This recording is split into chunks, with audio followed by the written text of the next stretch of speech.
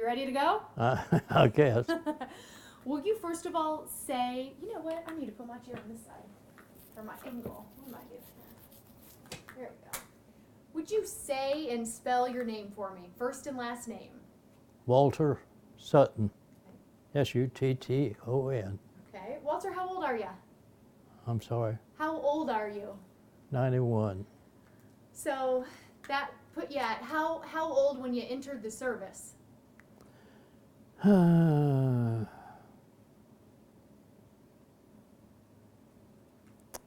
guess, I don't know, 20 or 21. It's a long time ago. Yeah, just a few years ago. When was Pearl Harbor? 1941. 21. I went in right after Pearl Harbor. Okay. And tell me what eventually became your job. Do what? What was your job in the military? What did you do? Oh, well, my final job was a squadron bombardier for the 781st Bomb Squadron. And tell me a little bit about some of the missions you went on. I mean, what was that like? Was it a time were you scared a lot? Was it exciting? Actually, in my instance, it was kind of unique because I was chosen among a few others, and we made up a new group called the 465th Bomb Group. And that was in Tucson that we formed this group. And we stayed together as a unit all through the war. And so everybody knew everybody. And like me, I was a captain, but rank didn't mean a thing. My crew members called me junior. Why, I don't know. But rank just didn't mean anything. And well, we were a family. And I don't think anybody, well, some of them maybe were afraid of combat, but all the people of my plane, as far as I know, they just took it in stride. And at times I just enjoyed myself. My folks used to send me funny books, and I'd take 2 or 3 funny books on a mission and read them until we got to altitude and where you couldn't. But like I say, we had a unique formation, I guess you'd say, and everybody knew everybody, and it was just, I don't know, I got shot at a lot, but I never was afraid. Once or twice I thought I was a goner, but I still wasn't afraid. I mean, you just live with it, that's all. What planes were you on? What kind of planes? Well, the plane I was on in combat was a B-24. That's a 4-engine bomber. And that's what I flew all my missions on. What was that plane like? What was the ride like?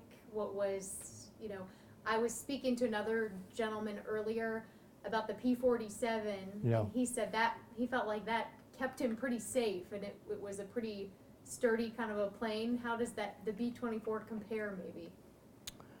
Well, there really isn't much of a comparison because his was a fighter airplane, and it was faster and different kind of a mission, where the bomber flew maybe 500-600 miles to the target, dropped his bombs and turned around and came back home. The mostly dangerous area was over the target, where flak was sometimes pretty heavy. The flak, I don't know if people know what that means, but actually it's a big shell that the enemy shoots up at you and is timed to go off at the same altitude that your flight is. And sometimes it's really heavy, a lot of flak. The shell explodes at that altitude, and you have to fly through it. There's no way you can get around it and hit your target, which is what you're up there for. The fighter plane was, in most cases, or in a lot of cases, I don't think his airplane did not fly with us, but we had planes fly with us, small planes, that were supposed to protect us if we were jumped by some German fighter planes. They were supposed to knock the Germans out. And it was not unusual, but it wasn't usual either that we saw fighter people trying to shoot us down. The flak was the heavy thing, the big thing. How many missions did you fly in all? Do you remember? I flew 43 missions. And the funny thing is, when I went over, your commitment was for 50 missions, and you came back home. We were flying our 43rd mission, and when we landed and we went to briefing, they told us that the thing had been changed, and you only had required to fly 35 missions. So that was it.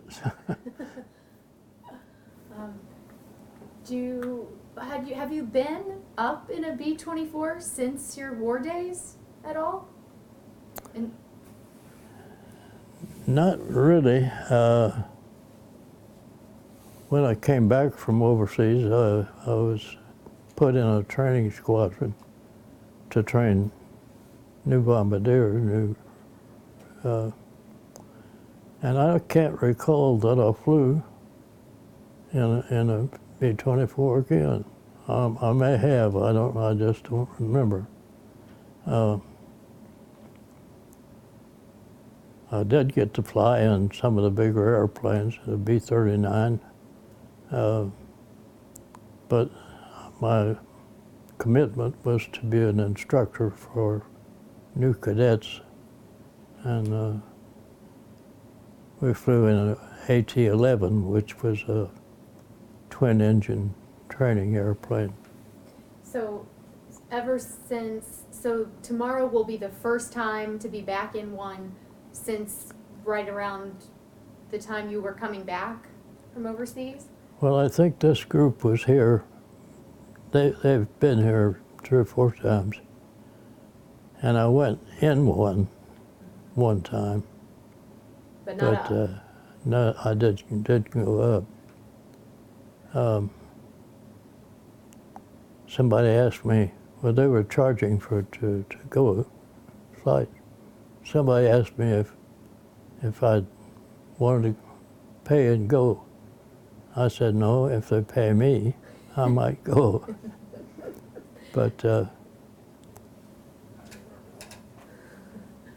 like I say, our squadron was unique in the fact that everybody knew everybody, and it was almost like MASH in in the TV sphere.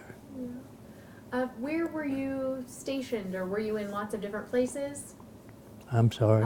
Where were you stationed? Or lots of places, or just a few? Or Well, in all the time I was in the Army, I was stationed in 4 or 5 places. But the combat part was, we were in Italy. We were stationed in Italy. We flew all over the European countries, Germany and Poland and Switzerland. I guess Switzerland was a neutral. I can't remember. But I don't know how the maps work out now, but at that time there were probably about 10 different countries that we bombed.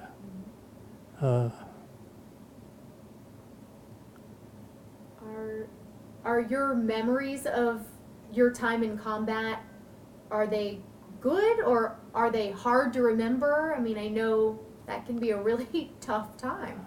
Well, that's 60 years ago, and that makes a difference. You have memories, but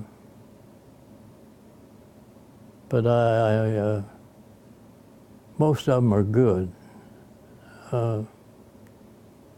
We got into areas where the flak was really heavy, and you see what the enemy has these big guns, 125 or that's a millimeter. That's a big shell.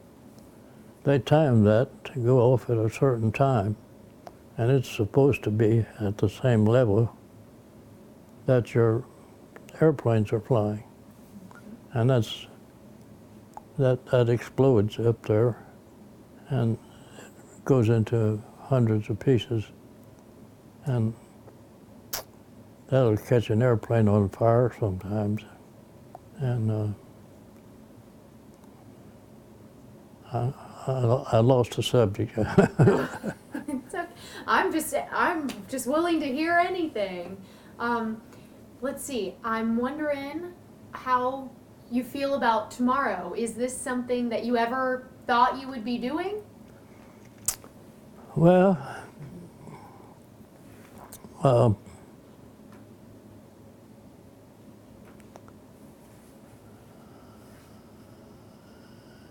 it's not a thrill to me. It's nice. I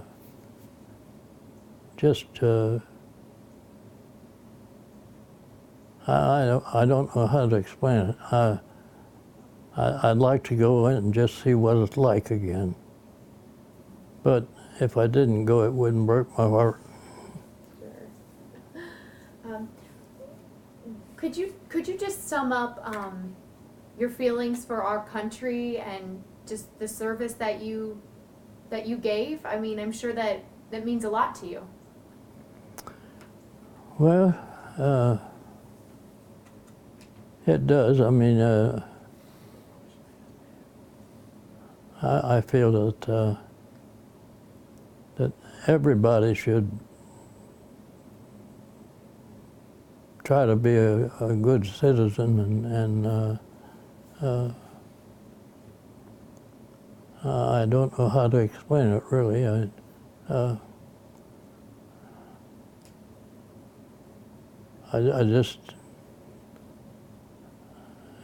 I just feel that, well, I really feel that a lot of veterans get more benefit than they deserve. They've been in the Army or someplace, and actually nothing but a job overseas or whatever. But then again, it's an inconvenience, that's for sure, being in the Army. But I elected to get out not actually just as soon as I could, but I didn't want to stay in. And that was really because of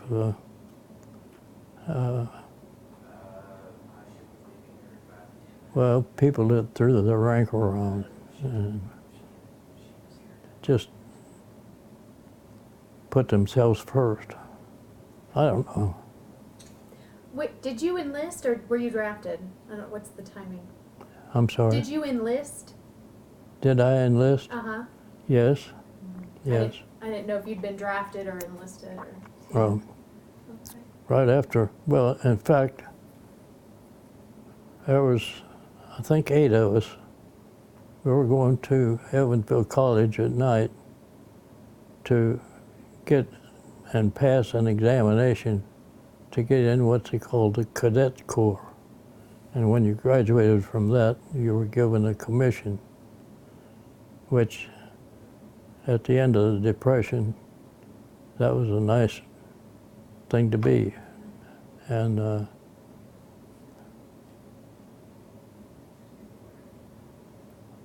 I don't know, I'm patriotic. I just believe this is the best country in the world, and there just shouldn't be anybody that doesn't appreciate it. I'm with you on that. Yeah. That is all my questions, unless you wanted to say anything else. Did I want to what? That's all my questions for you, Oh. unless you want to add anything. You know, the only thing is that I could stress that our squadron and our group were just like a big family.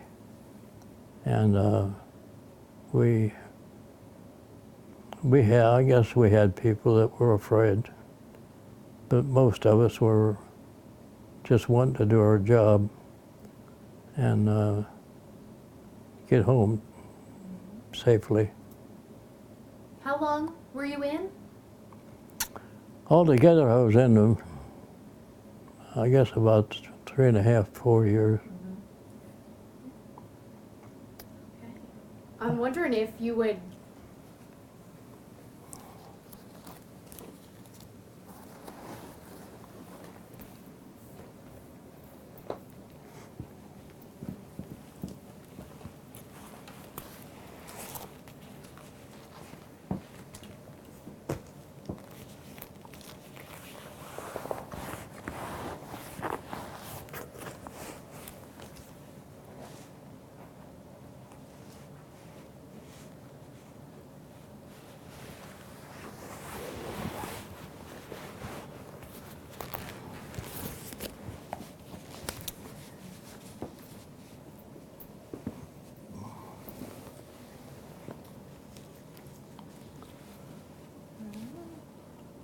Now, I understand that these jackets are very few and far between anymore, and that the resale value is pretty high. But this is an instance of our squadron. My pilot was a major, and he was our squadron CO, and he had 2 children. One of them was named Joe, and one of them was named John. So he named our airplane Chief Joe John, because a lot of the people called him Chief instead of Major or whatever, which is another instance of how aloof we held for rank. We just didn't. And this is what we call a 50 mission hat.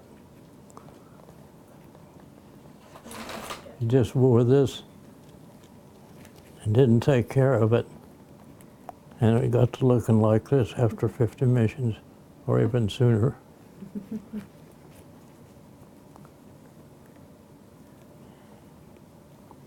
So you wore this, what, in all the time in missions or in training or what? Almost all the time. Yeah. Yeah.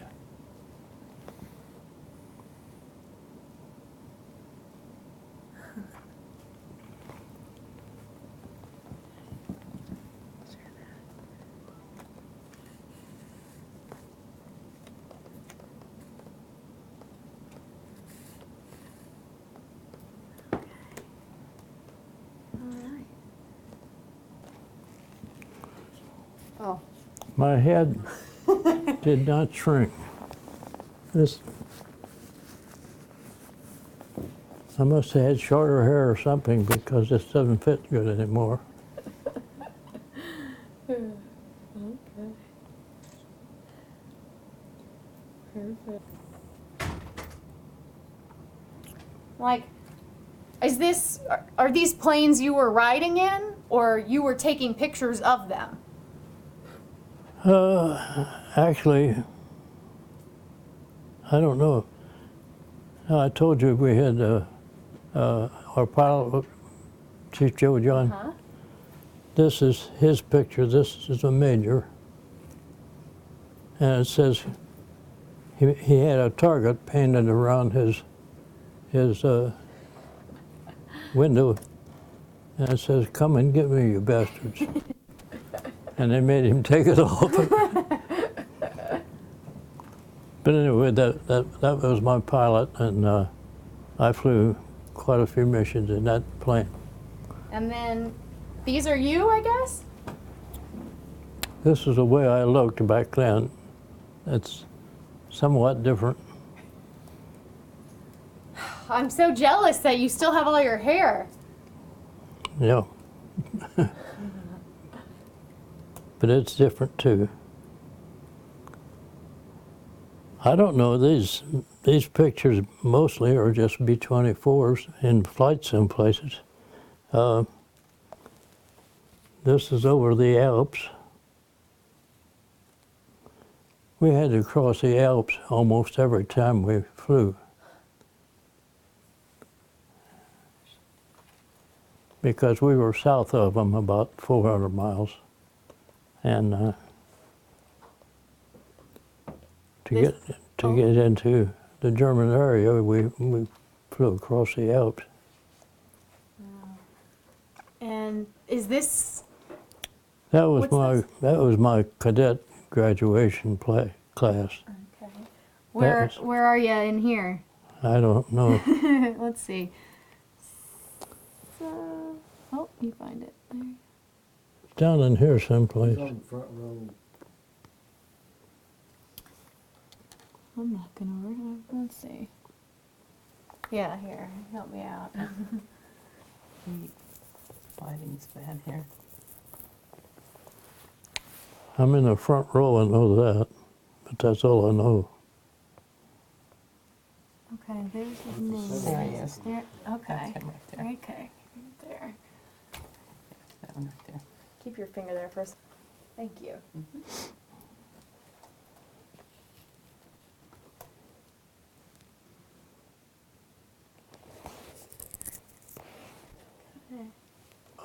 Flying protection for us.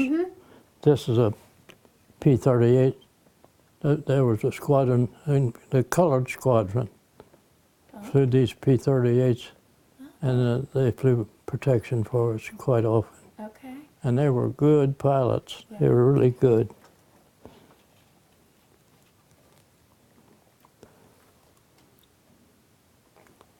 This is me over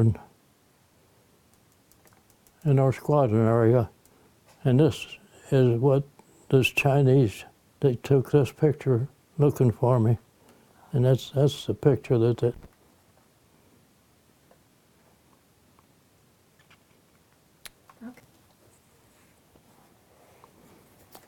This is a picture of the flak.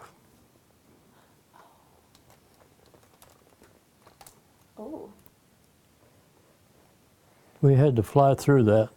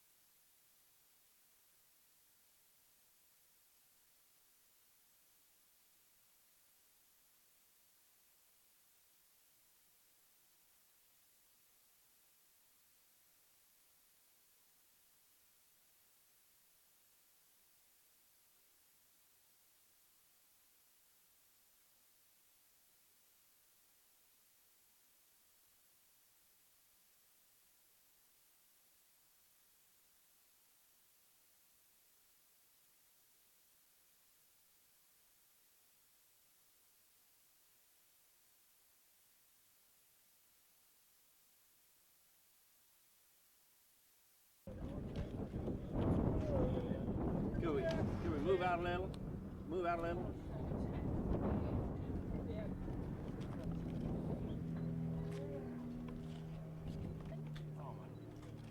Okay, look out this way, guys. Oops. Sir, if you don't mind moving out, that'd be great. Thanks. Everybody got your shots? The flight crew that's going with them to get up there. Get in close.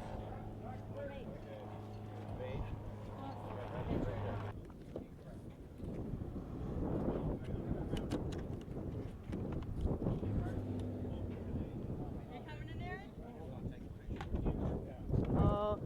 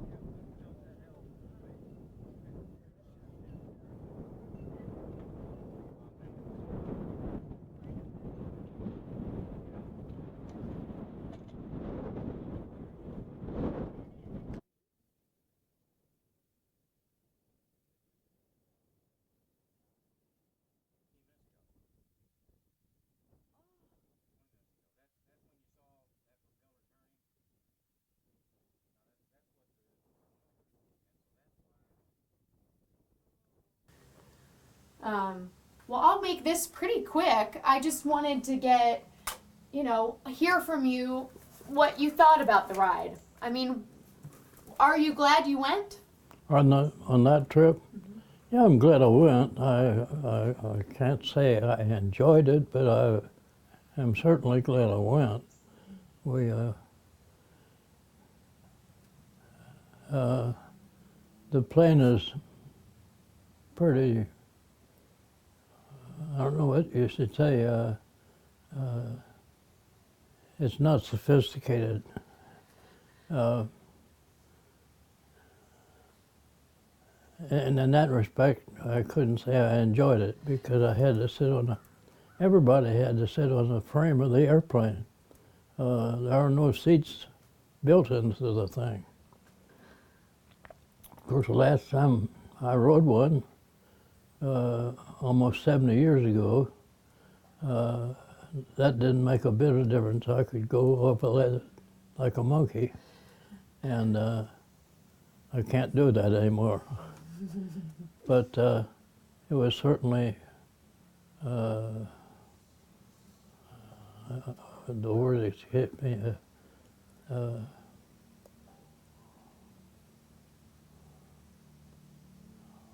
well, it was enlightening, I should say, I guess.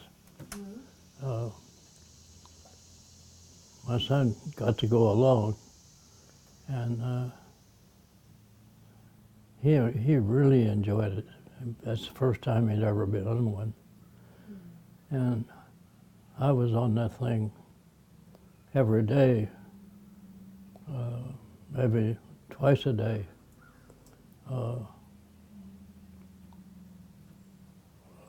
I flew, besides combat missions, I lived with the operations officer. His job was to fly the airplane. Anytime it had been worked on, he had to fly the airplane and okay it for combat. He'd come to the tent and say, "Come on, Sut," and I'd go with him. So I was on the B-24, I'd say, almost every day, and we did things to it that the manufacturer doesn't recommend. Did it take you back when you were riding? Did it take your mind back to all those years ago? Well, this trip, I was not at ease doing things. I mean, years ago I could crawl in an airplane and walk with a normal gait from one end to the other without thinking a thing about it. The other day I felt like I had to hold on while I walked from front to back. And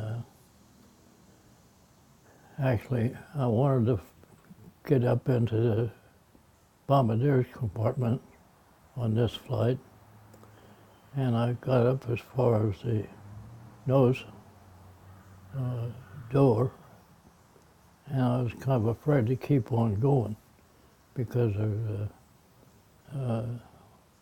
well, if you make a misstep, you go through the door, and so I stayed away from part of it. And normally I wouldn't. I mean,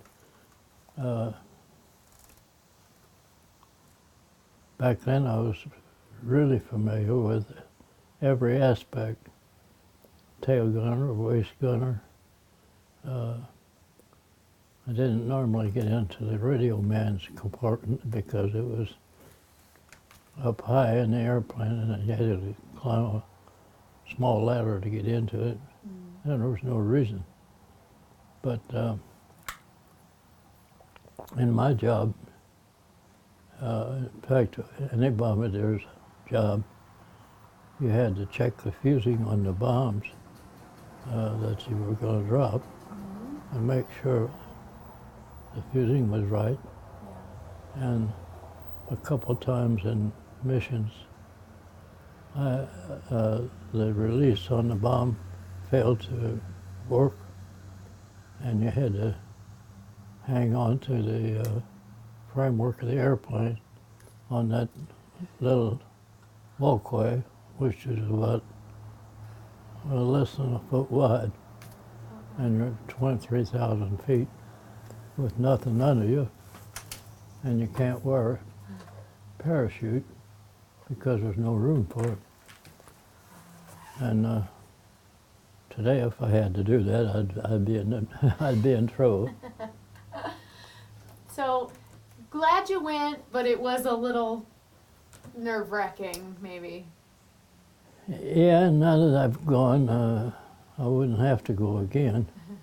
I'd probably go again if they asked me, but I'm not anxious about it. No. But I know you said that it feels a lot different being 91 versus 21. Yeah. But did you start thinking back, to when you were younger, when you were on there? Were you thinking about the days you were doing that for your job?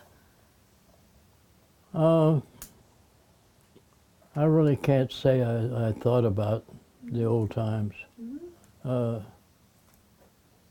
You do. I mean, you just think about what you were capable of doing that you don't want to do today. Yeah. But it's just a lot different, that's all. But, well, I used to go from the bombardier's compartment, which way up in the nose, to any place in the airplane I wanted to go. Just get up and walk to it. And you don't feel comfortable doing that at this age. I don't think I would feel comfortable doing it. Well, you'd be surprised. You're young enough that you would not be afraid to do it. Oh. Well. But anything else about the trip that you wanted to say? the trip over there and back, we flew over there. Well, you were in the plane going over. That's over $1 million airplane, I imagine. Oh. That's a beautiful airplane. Yeah. And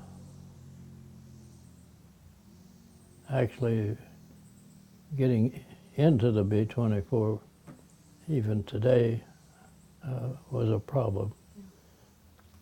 The gentleman ahead of me was in worse shape than I am, and he had to have 3 people to help him get in and get seated.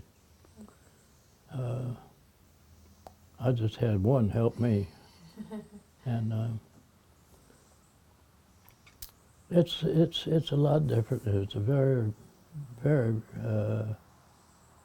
worthwhile, and actually it was a lot of fun and a lot of memories. But they aren't memories that you miss very much. Yeah. Well, I didn't ask this directly last time. The other gentleman, Raymond, he told me that, you know, he lost several friends over there, and you said your squadron was so close, like a family. Did you lose friends over there as well? Well, I don't think you made real close friends. You did your own crew, and you were friendly, and there was no such thing as rank. When I was a captain, all of my crew members and the colonel of the group and everybody else just called me junior. They didn't call me captain, and nobody called anybody by their rank. We were a family. That's the only thing you could say about it. But if somebody got shot down and they weren't in your squadron, you really didn't get concerned about it. And in second place, you never knew whether anything happened to them or not. You get shot down. I can remember a couple, 3 times that I thought we were shot down. We were leading the complete 15th Air Force on one mission, and they jumped us, and they shot down our wingman. And I know they were trying to shoot us because we were in the lead airplane, but they shot down our wingman, and all of the people in it escaped, and God. So But nobody in your squadron was killed, I can't say about the whole squadron. or your. I mean, I was never on a plane that was shot down or anything. And yeah, like any soldier does, they played cards and poker for big money sometimes.